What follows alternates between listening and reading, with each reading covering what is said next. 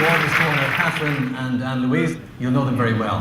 They have both spent their adult lives wholly dedicated to the advancement of human rights and contributing to a better society for all.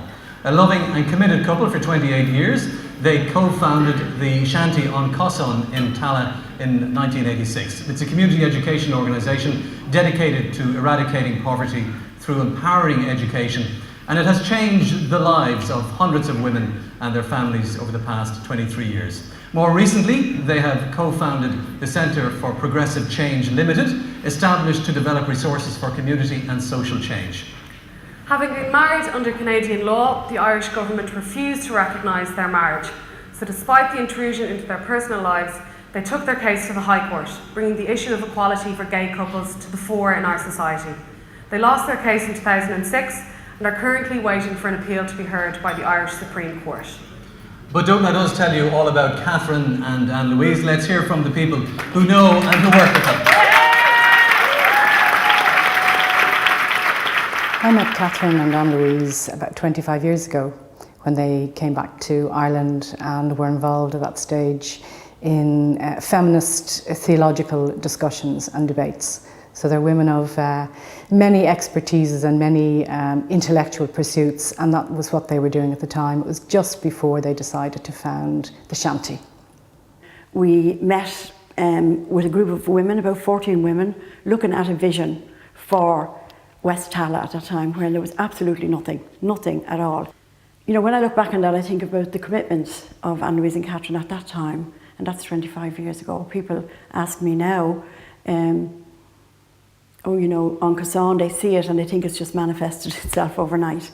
There was a lot of work and that went into it.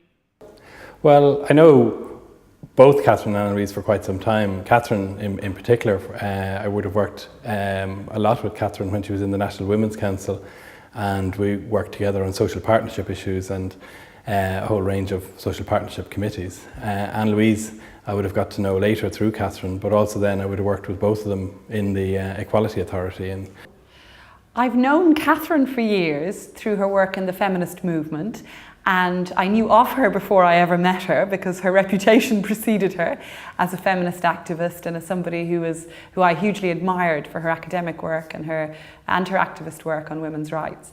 And I met her and then Anne-Louise through her, and in the context then of preparation for the case that I'm involved in representing them before first the High Court and next the Supreme Court. I first met Catherine and Anne-Louise when I was interviewing them for GCN a few years ago for the Pride cover. I interviewed them in Cosson in Tala, and I was struck hugely by them, not only by the environment that they created out there and by, you know, the great love for them that was among the people in that centre, but by the love they had for each other. And I've interviewed a lot of people in my time, and it was one of the most moving experiences for me as a journalist, as an interviewer, and as a gay man. Well, I think key qualities are strength and determination. They know what they're about, they have a clarity, they have a strength and a determination to progress an agenda, and that shines through and I think is very important in the current times. They're both very warm, generous people. They're both very friendly, very outgoing and sociable, and yet apart from all that, you could say that about lots of people, apart from all that, they have this overwhelming urge to give back to their community, both in a geographic sense, but also more broadly to the community at large. So I see them as essentially public-spirited people, which can sound a little bit pompous, but they're far from pompous. They're public-spirited in the best sense, in that they want to give something back. They're passionate about what they believe in. They're passionate about each other and in their love for each other, and that's one of the wonderful things to see when you are with them as a couple. But they're also passionate about helping others, about doing what they can to help others, and about, as I say, this idea of giving back, about community spirit or public spirit. They are extraordinary women and at the same time ordinary women. They're extraordinary in the sense that they have energy and motivation to drive them and the rest of us to look at what is fair and what's unfair in society. They have a wonderful analysis of class and feminist politics. As individual women, they are both gentle and caring and loving and soft, and yet when they're pursuing their social justice, they are absolutely tough and unyielding.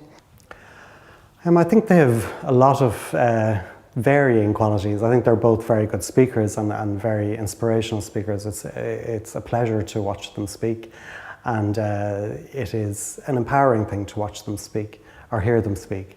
I think they're funny and witty and good crack to be with, and I think there is a really positively encouraging thing about both of them.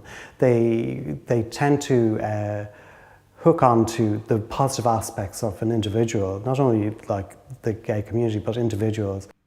I think that Catherine and Louise deserve the first Person of the Year award from the NLGF GALAS because of their courage. And I believe that it takes great courage to stand out from the crowd and to, allow your relationship to be scrutinised by the media and to be judged by people, and to bring it to court and to appeal it. It's a big, big journey. It takes a lot of, I suppose, strength of character, a lot of stick-to-itness it's not a word, but it's the word I would use. And I think that they're very, very determined women, and they're very strong and courageous. Well, Catherine and Anne-Louise are both the inspiration for, and I think they have also gathered momentum behind what is now a marriage equality movement in Ireland. It began as two brave women taking a case to have their Canadian marriage recognised in Ireland. And that has really grown into, as I say, it is a movement for social justice, a movement for change. I would say both leadership and courage. Leadership, I think they've given extraordinary leadership for equality, for a more equal society, for equality for gay and lesbian people. And leadership at a time when equality is under pressure and under attack and under backlash. And I think that leadership is very valuable, very timely, very, very important. Personally, I just want to say to both of you, Anne-Louise and Catherine, you have taught me how to love, and I am eternally indebted for that. You have taught me how to love. Thank you. Absolutely delighted for you, deserve it so much. You have been involved in marriage equality, and you really have turned this from a personal journey into a social movement for all of us in Ireland. And the wonderful thing is, because you are involved in it, I have no doubt it's going to happen. Thank you both, and well done.